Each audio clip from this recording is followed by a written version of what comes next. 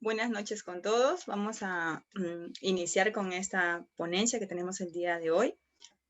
Hoy estaremos presentando un tema súper importante y para ello nos acompaña el padre Mateo Bautista García. El padre es licenciado en Teología Moral, licenciado en Teología Espiritual, doctor en Teología Pastoral de la Salud. Asimismo, el padre Mateo ha trabajado en diferentes nosocomios apoyando en el tema de los cuidados paliativos pediátricos y apoya en el Instituto Nacional de Enfermedades Neoplásicas como donante de sangre. Le agradecemos inmensamente su presencia por esta ponencia que nos va a brindar. El tema que nosotros veníamos auspiciando dentro de nuestras redes es Esperanza y Espiritualidad en Cuidados Paliativos Pediátricos. Padre Mateo, buenas noches. Muchas gracias. Adelante. Muchas gracias, querida Gina. Muy buenas noches a todos ustedes que están presentes a través de este Zoom. Y efectivamente vamos a desarrollar este tema que es tan interesante, es esperanza y espiritualidad en los cuidados paliativos. Ahí tenemos esperanza y espiritualidad en cuidados paliativos.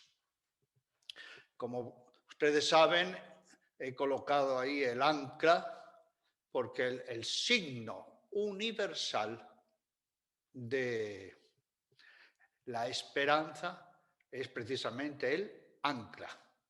El ancla. Ahí tenemos un ancla de casi unos 2000 años de antigüedad. Esperanza y espiritualidad en los cuidados pediátricos, paliativos pediátricos. Y quiero comenzar con una historia, con una fábula.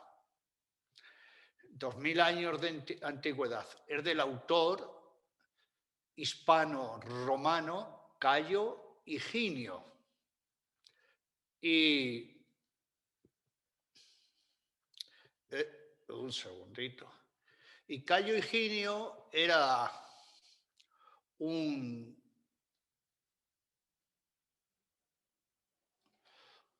hispano, esclavo,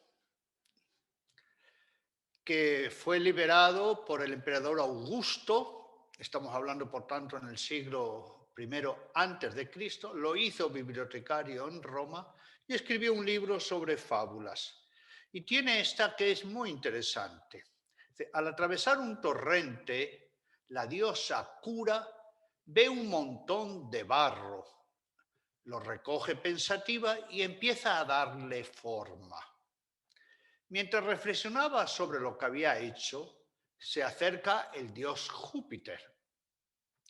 Cura le pide que infunda el espíritu de vida a la figura que ha plasmado con sus manos. El padre de los dioses, recuerden que los romanos eran politeístas, Júpiter accede. La diosa Cura pretende imponer su nombre a aquella criatura, su propio nombre, que se llame Cura. Se llamará como yo, Cura. Cura, sabemos que hace referencia al verbo latino curare, curar, hacer un tratamiento con alguien. El dios Júpiter se opone, instando a que se le ponga más bien el nombre suyo, ya que fue él quien infundió el espíritu. Hasta ese momento, que era un barro, era un monigote, era una figura sin vida, no tenía el soplo, el hálito divino. Se llamará como yo, Júpiter. Mientras discuten, pasa también la diosa Tierra, que a su vez alega el derecho que le ampara para poner su nombre a aquel ser, pues le había dado una parte de su propio cuerpo, el barro, la tierra. ni mucho menos se llamará tierra, como yo. Y empezaron a discutir. Para resolver la disputa, se recorre a la decisión del dios Saturno, famoso por su entrega a la causa de la justicia. El dios Saturno responde: tú, Júpiter, que diste el espíritu a este ser, recibirás su espíritu cuando muera. Tú, tierra, que le has dado el cuerpo, recibirá su cuerpo al final de su vida. Pero mientras dure su existencia, esta criatura será confiada a Cura, que ha sido la primera en darle forma. En cuanto al nombre, este nuevo ser se llamará hombre. Homo en latín, homo hominis. ¿Y por qué se llamará homo? ¿Por qué se llamará hombre?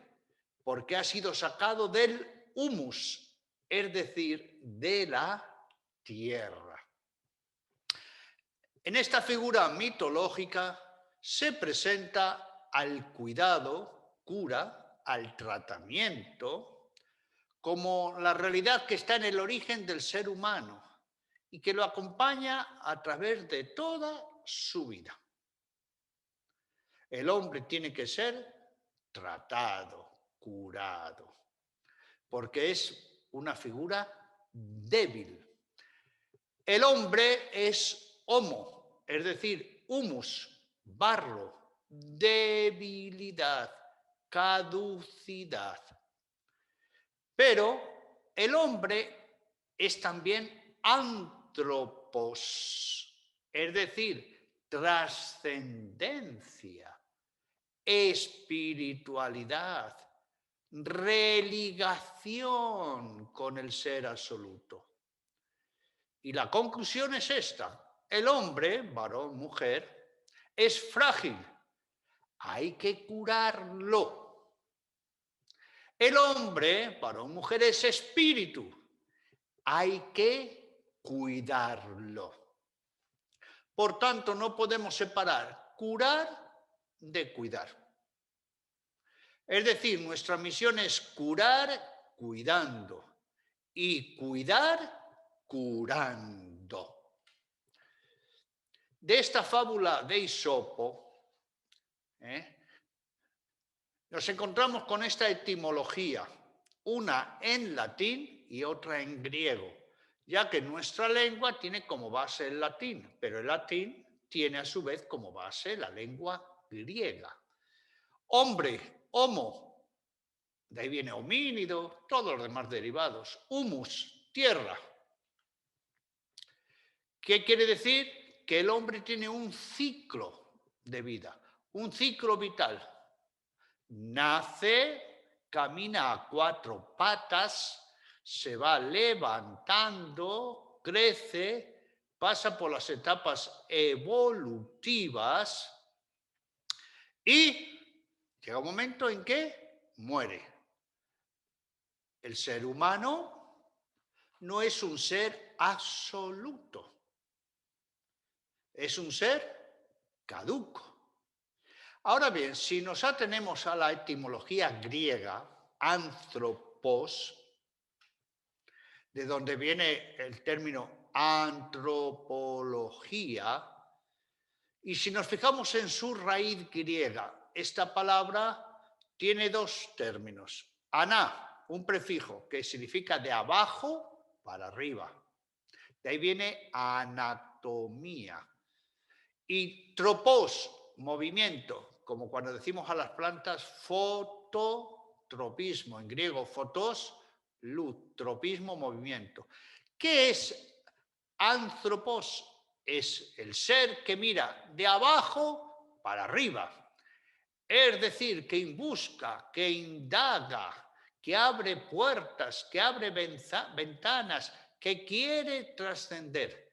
Por eso, a lo largo de nuestra vida, nos encontramos con esta realidad dialéctica. Somos humus y somos anthropos. Bien, como estamos hablando de personas, humos y antropos, y de un equipo de cuidados paliativos, ¿por qué existe el equipo de cuidados paliativos? Porque todo curar cuidando y todo cuidar curando tiene que contemplar las 6 dimensiones básicas de la persona. ¿Cuáles son las 6 dimensiones básicas de la persona? Estas. Primero, nuestra dimensión física orgánica. Nuestra corporeidad. ¿Cómo nos diferenciamos unos de otros? En primer lugar, ¿cómo? A través de nuestra corporeidad. Cuando esta corporeidad se resiente porque tiene una lesión, una afección, una disfunción, un trauma, aparece la experiencia, la sensación, porque nos llega a través de los sentidos, del dolor. Y con el dolor, ¿qué hay que hacer? 2 cosas. O aguantarlo o tratarlo, curarlo. Es la dimensión física corporal. Y aquí tenemos que tener especialistas que atiendan curando, cuidando y cuidando, curando en esta dimensión. ¿Cuál es la segunda dimensión básica y constitutiva de la persona? Es la dimensión emocional. Aquí tenemos todo el complejo mundo de las emociones, de los sentimientos y de los constructos psicoafectivos, por ejemplo, el amor. Aquí tenemos los 4 sentimientos básicos: alegría, tristeza, miedo y bronca. Cuando viene una herida en esta dimensión, aparece la experiencia de sufrimiento. Ya cambiamos el nombre, ¿verdad? Ahora, antes, por ejemplo, de estar con ustedes, yo estaba hablando con una muchachita que murió el padre asesinado, está trabajando su duelo. Es una experiencia de sufrimiento. Sí, el dolor se localizaba en una parte del cuerpo, en la dimensión corporal. Sin embargo, el dolor no está en una parte del cuerpo, el dolor está en el cerebro, pero lo localizamos, por ejemplo, en la rótula. Ahora ya no hablamos de dolor, sino de sufrimiento. Y este sufrimiento no es de una parte del cuerpo, sino de toda la persona. Y aquí ya no se trata de curar, sino de sanar una herida. Y si en la parte corporal hay especialistas que me pueden curar estando yo incluso inconsciente o en coma o en anestesia, aquí las heridas que registro no me las pueden curar desde fuera. Tengo que ser yo desde dentro. Está la tercera dimensión constitutiva de la persona. De hecho, una manera de expresar nuestro cerebro, ustedes lo conocen mejor que yo, es saber que tenemos un cerebro reptiliano, un cerebro pensante, límbico y emocional, ¿verdad? El reptiliano para las constantes vitales, el límbico para las emociones y el neocórtex para el pensamiento. Aquí está todo el mundo mental. Tenemos el cerebro como órgano y tenemos la mente que trabaja y algo muy importante, la mentalidad, la cosmovisión de la vida. Cuando tenemos también una herida aquí, ya no es dolor, es sufrimiento. Y aquí no es cuestión de sanar, sino de sanear. Porque hay un equipo en el mundo de la salud y en cuidados paliativos, porque tenemos otra cuarta dimensión básica. Las personas somos seres relacionales, vinculares. Aquí hay 3 palabras claves: comunidad, comunicación y comunión. ¿Cuál es la mayor fuente de sufrimiento que hay en la vida de unas personas? Miren ustedes que la mayor fuente está aquí. son las malas relaciones humanas, los conflictos. No son las enfermedades, no, no, no, no, no, no. Son las malas relaciones humanas. Por eso, en un equipo multidisciplinar es muy importante que haya especialistas en esta cuarta dimensión. Comunidad, comunicación y comunión. ¿Cuál es la quinta dimensión que tenemos las personas? Los valores. ¿Mm? ¿Qué es lo que nos diferencia de los animales? El mundo valórico. ¿Mm? Ahí está la nobleza del alma. Ahí están las virtudes. Ahí está lo que ennoblece a un individuo. Y está la sexta dimensión. El hombre mira hacia el ser absoluto, sabe que es caduco, que tiene un límite de años, que no es un ser, atención, amigas y amigos, no es un ser consistente. Y miren lo que digo, el hombre en sí no es espíritu, no, está religado a un espíritu. Por eso hablamos de dimensión de religación del espíritu humano con el espíritu divino. Las 6 dimensiones. Por eso tiene que haber un equipo multidisciplinario, interdisciplinario, transdisciplinario para atender en toda situación de dolor o de sufrimiento. Estas dimensiones no son estáticas, giran como una rueda. Muy bien, algo que ustedes ya saben, los cuidados paliativos. Los cuidados paliativos.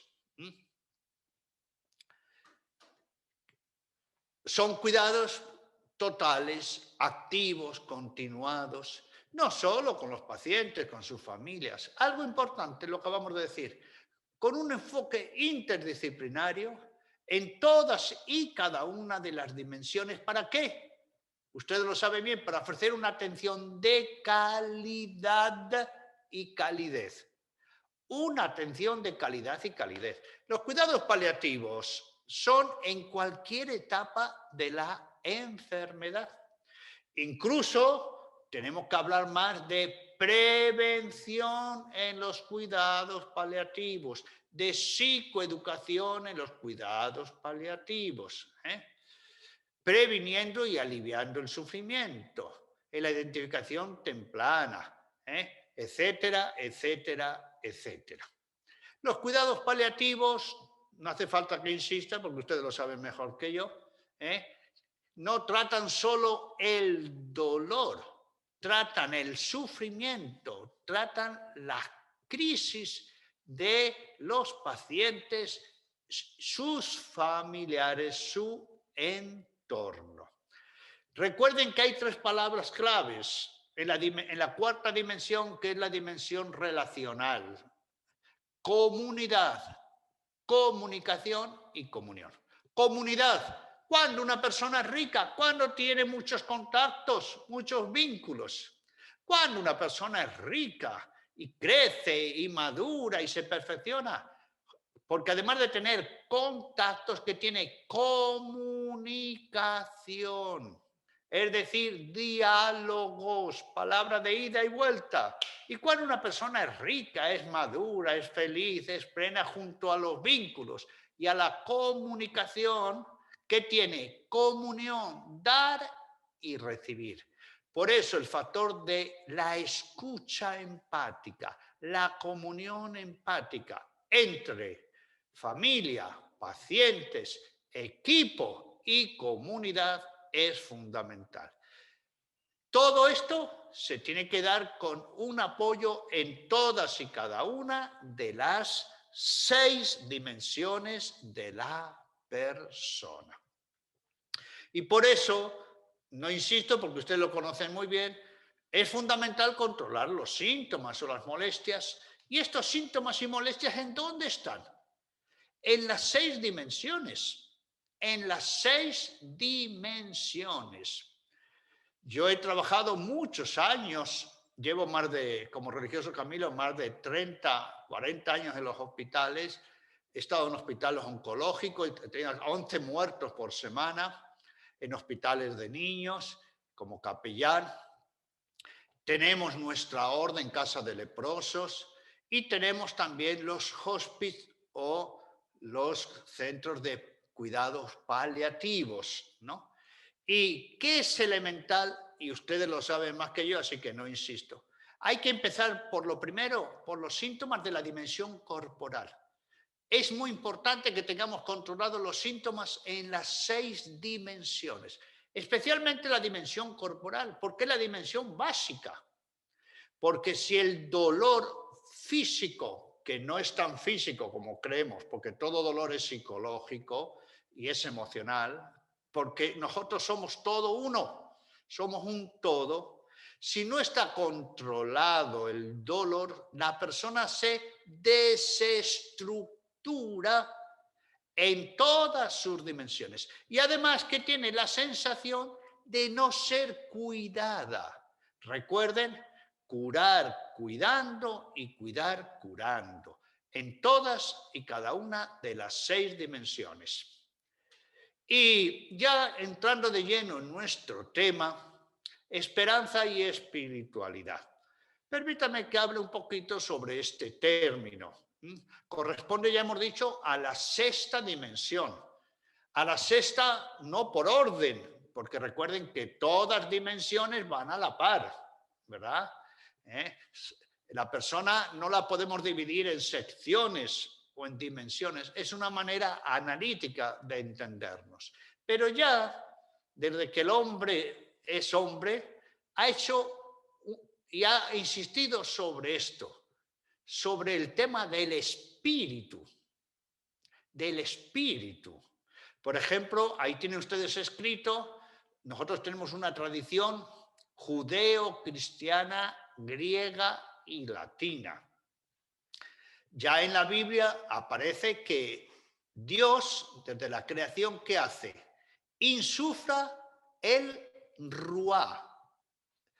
Ahí lo vemos escrito en hebreo. El hebreo se lee de derecha a izquierda.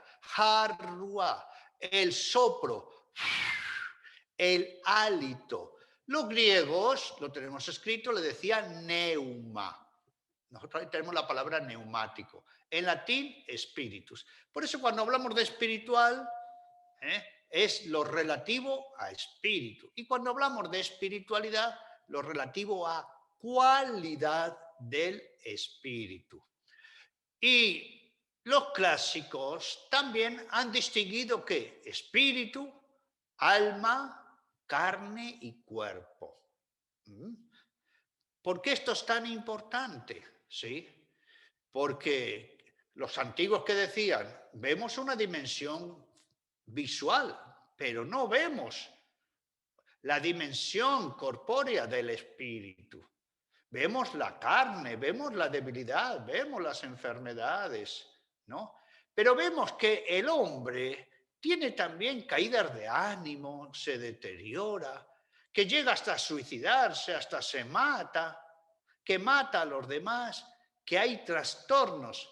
Y los clásicos distinguían 3 expresiones: cuerpo, alma y espíritu. Cuerpo, alma y espíritu. Por ejemplo, la palabra alma, los hebreos le dicen nefes, el hálito, el sopro, el sopro vital. ¿Recuerdan ustedes antiguamente cómo se sabía que una persona había muerto? Le ponían el espejito en la nariz, ¿verdad? Para ver si respiraba o no. El hálito. El alma, ¿cómo le decían en griego? Sige, de ahí viene la palabra psicología. En latín, ánima. En cambio, ahí vemos carne en hebreo, basar, sark, y caro en latín. Espíritu, alma y cuerpo. La palabra espiritualidad es relativamente moderna, muy moderna. Es un invento, es un neologismo. La palabra que ha existido siempre ha sido religiosidad. religiosidad. ¿Por qué? ¿Por qué? Y aquí está el meollo de lo que yo quiero comunicarles.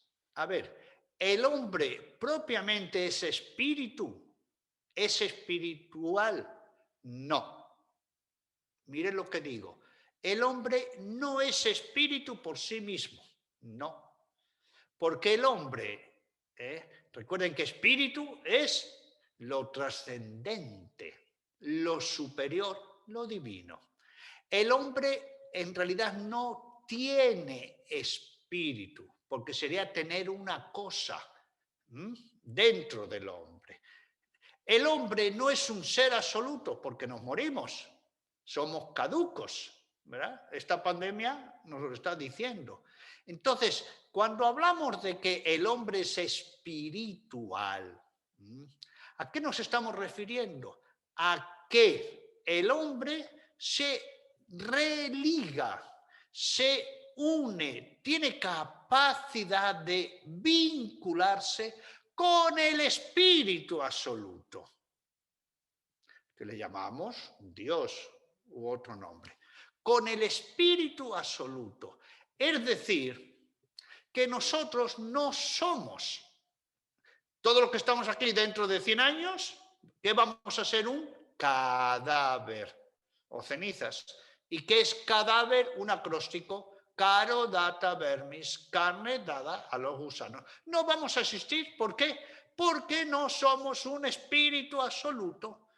Espíritu es sinónimo de inmortal, que no puede morir. Y el hombre puede morir. Entonces, ¿en qué sentido decimos que somos espirituales? En que estamos religados, vinculados, gracias a que el Espíritu de Dios nos permite religarnos con Él, es que podemos hablar de espiritualidad o religión.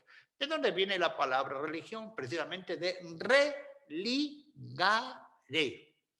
Religare. Por eso los antiguos que decían, cuando el Dios, lo vemos en la Biblia, quita el soplo, el ruá al hombre, se muere. ¿Por qué? Porque nosotros no somos un ser subsistente, sino religado. De ahí viene la palabra religión. Y ya quiero decir también, que corre mucho por ahí la voz, decir que espiritualidad es más que religión. Esto es un absurdo, esto es una tontera. ¿Por qué espiritualidad es más que religión? Pero además se dice otra cosa muy equivocada, que espiritualidad es lo interior y religiosidad es lo exterior. Esto es un absurdo, una ignorancia total.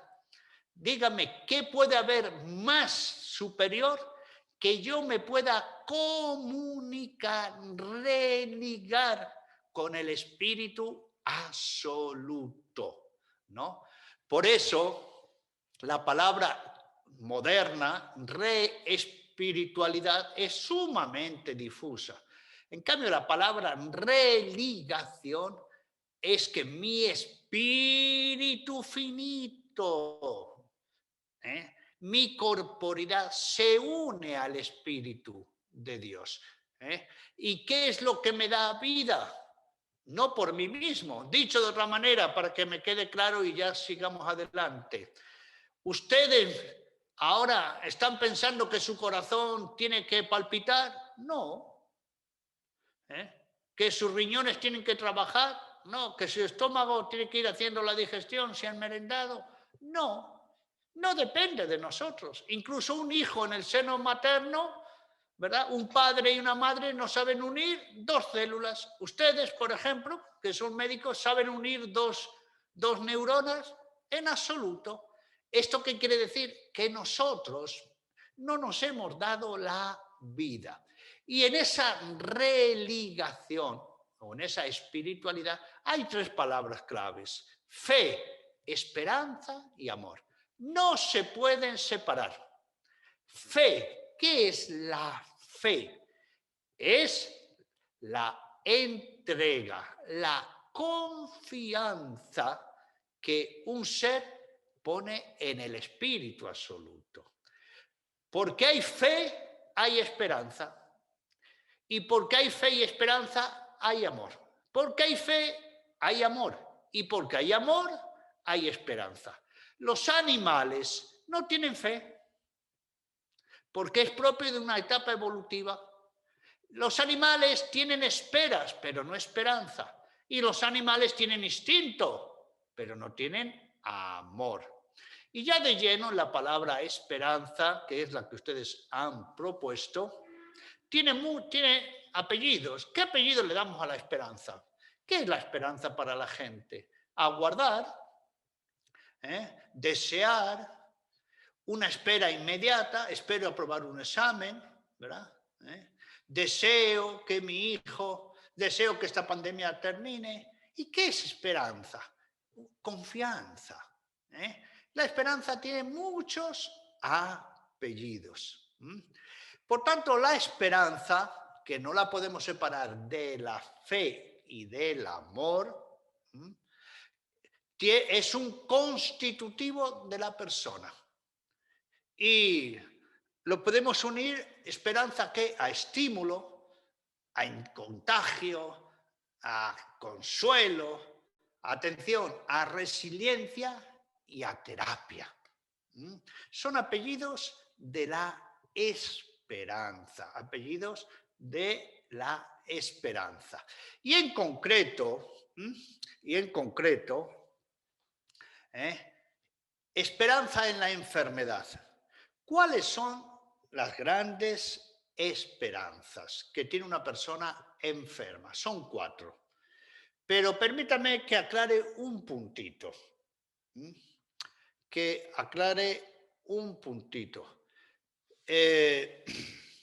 Hemos dicho que si no hay fe, no hay fe, no hay esperanza.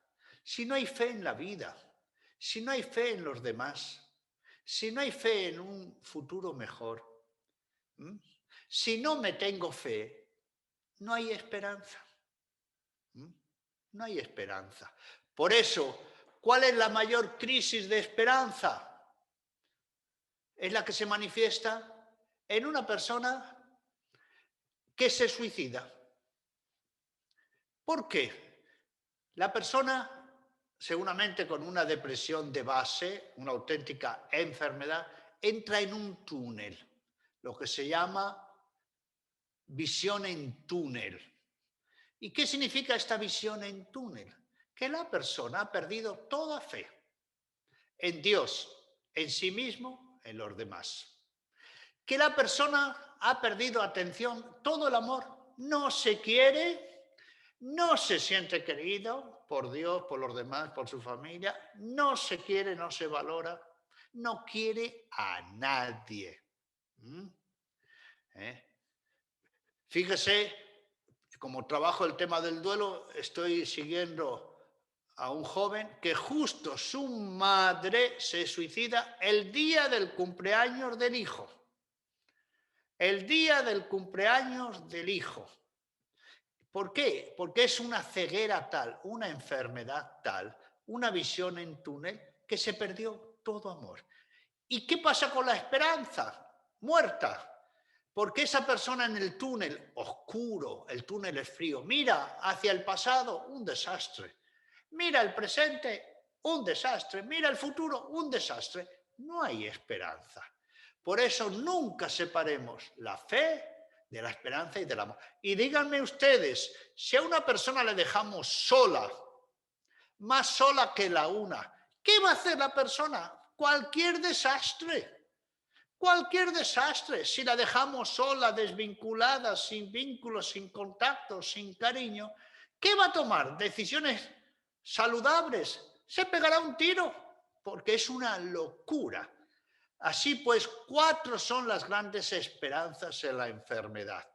Por eso la importancia de un acompañamiento. Insistimos, curar cuidando y cuidar curando.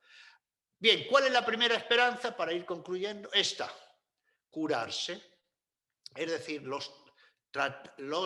controlar los síntomas. las patologías orgánicas. Recuerden, pues lo saben mejor que yo, no lo tienen que recordar, que un dolor no tratado desestructura a todas las otras dimensiones de la persona. ¿Cuál es la segunda esperanza y en la que pone su fe y su confianza una persona, y especialmente cuidados paliativos? ¿A qué se agarra? Ahí tiene la figura del ancla. ¿Dónde echa su ancla para apoyarse?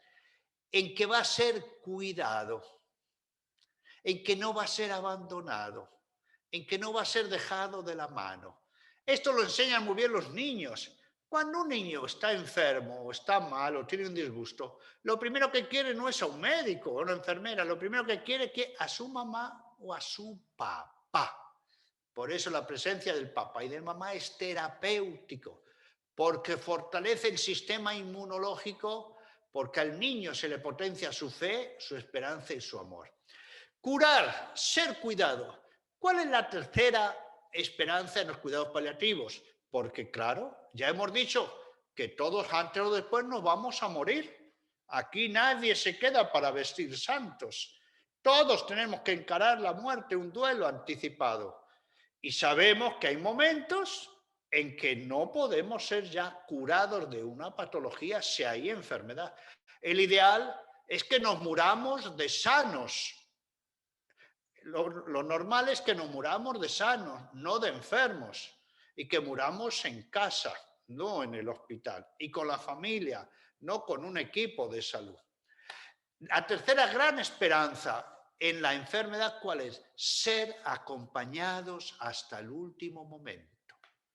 Que no me dejen solo. Ser acompañado. Fíjese cómo esto se nota muchísimo en esta pandemia. Y cómo en los casos de duelo, cuánta gente llora y dice: no le cerré los ojos, no le despedí, no le pude acompañar, no pudimos hacer velatorio, etc. Y ser curado, ya se sabe que la enfermedad va a avanzar, es irreversible, pero tengo que ser cuidado hasta el final. Por eso no hay ningún enfermo desahuciado. Eso de que no se puede hacer nada, eso es una falacia. Tercero, ser acompañado hasta el último momento. Aquí no vamos a hablar de la relación y de la esperanza en la agonía, pero ¿quién es el que le da más confianza a un moribundo? Aquel que le mira a los ojos y le dice: hasta el último momento voy a estar a tu lado. Puedes contar conmigo, no vas a estar solo. El gran poeta Antonio Machado tiene estos versos tan hermosos. Mira que la dolencia de amor no se cura, sino con la presencia y la figura. Y la cuarta gran esperanza de la enfermedad es: ¿me voy a morir? Ya no tengo cuidados, no tengo solución humanamente hablando. La muerte está a la puerta. Soy atendido, soy cuidado, soy acompañado. Pero ¿qué es la muerte? Tengo que dar un salto. Tengo.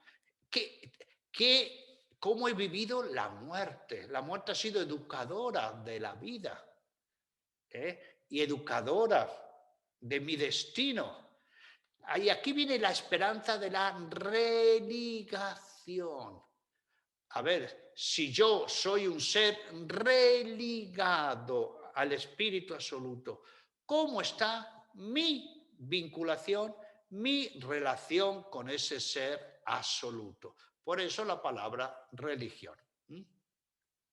El Papa Benedicto XVI escribió una encíclica precisamente sobre la palabra, sobre la esperanza. Fíjese, ya concluimos en esa diapositiva. Esta es seguramente la representación más antigua del ancla que tenemos. Fíjese que está junto a la cruz y está con dos peces, porque la palabra pez en griego se dice ixtis, que es un acróstico del nombre de Jesús, Jesús Salvador del mundo. Jesús es el ancla donde el hombre débil y pecador, finito, mortal, se aferra. El presente, aunque fatigoso, se puede vivir y aceptar si lleva hacia una meta, si podemos estar seguros de esa meta y si esa meta es tan grande que justifique el esfuerzo del camino. Dicho de otra manera, y esta es la última transparencia, toda relación de ayuda tiene que estar siempre la posibilidad de que la persona cultive su fe, su esperanza y su amor. Recuerde, si la persona pierde la fe, mató la esperanza. Y si la persona mató el amor, ya no tiene ningún sentido la esperanza. Y hay una esperanza que es espera, mediata, más allá y después más allá de la muerte. Y el más allá de la muerte es esperanzado porque ha habido alguien que venció la muerte. Nosotros no la podemos vencer, la muerte nos vence. Tiene que haber alguien que la venza. Pero, ¿por qué hay esperanza? Por eso, religación, porque hay esperanza. Porque después la vida sigue ¿en qué? En el amor. En el amor. Y la espiritualidad o la religación y la esperanza se infunden, se transmiten, se contagian. Esto es muy importante. Que tiene que ser todo el equipo en conjunto y cada miembro del conjunto transmisores de esperanza. Transmisores de esperanza. Por eso yo no me cansaré de decir dos cositas, y ahora ya termino de verdad. ¿Cuál es? Una, a los enfermos, especialmente a los moribundos, niños, jóvenes, adultos, viejos, viejas, hay que mirarle a los ojos. Y segundo, para estar en cuidados paliativos, donde la gente, entre otras cosas, muere, y todos vamos a morir, nadie debería trabajar en cuidados paliativos si no tiene asumida la propia muerte. Porque si no tengo asumida mi propia muerte, ¿cómo voy a poder hablar de la muerte, escuchar de la muerte de los demás? ¿Cómo le puedo mirar a los ojos con serenidad? ¿Cómo puedo transmitir fe? ¿Cómo esperanza? ¿Cómo dar calor humano? ¿Cómo puede ser un vínculo de religación con el espíritu absoluto? Es decir, que la esperanza no se queda en lo inmediato, de Texas para abajo, sino que pega el salto a la eternidad. Bien, el acompañamiento religioso, ¿qué es lo que da? Entre otras cosas, primero la presencia. La presencia. El gran místico San Juan de la Cruz tiene estos versos hermosos. Mira que la dolencia de amor no se cura, sino con la presencia y la figura. Lo primero, la presencia. Mi mamá murió cuando yo tenía 11 años. Murió de cáncer. Yo soy el más pequeño de 9 hermanos.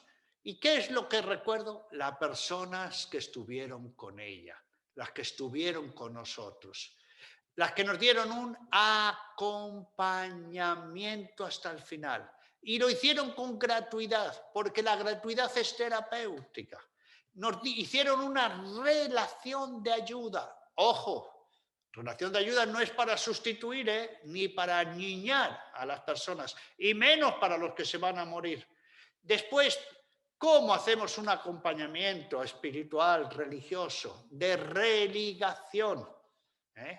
Porque nosotros somos mediadores a través de nuestra misma fe, esperanza y amor. Con la palabra que ilumina. Porque cuando estamos en oscuridad, en miedo, ¿qué necesitamos? Una palabra que nos dé luz. Algo muy importante, la reconciliación. Uno se da cuenta, cuando va teniendo más años en la vida y la muerte está más cerca, urge reconciliarnos, porque no puede quedar asignaturas pendientes. Recuerden que hay esperanza y la fe que pide amor. Y no podemos hablar de amor si hay encontronazos. Después, todo el mundo de los sacramentos, la Eucaristía, que es icono de la resurrección, etcétera, etcétera. El consuelo en el Espíritu, la oración. Y algo muy importante, ayudar en los procesos del duelo. Y la esperanza, esto en la pastoral del duelo es muy, todos los días lo escucho, ¿eh? Yo quiero encontrarme con mi ser querido. Tengo la esperanza de encontrarme con mi ser querido que ha muerto. Claro, es que la última esperanza siempre es de fe, de amor y de reencuentro. Es una esperanza plena, donde ya la muerte no puede morir. Es decir, que la esencia de los cuidados paliativos,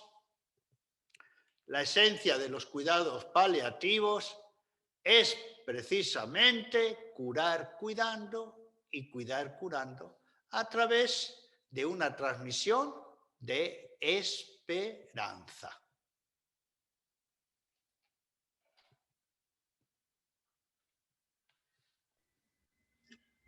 Padre Mateo, muchísimas gracias. Ha sido una presentación muy bonita. Sé que todos los que están aquí en estos momentos piensan lo mismo. Vamos a pasar al lado de las preguntas, pero antes de ello, para comentarles a todos los presentes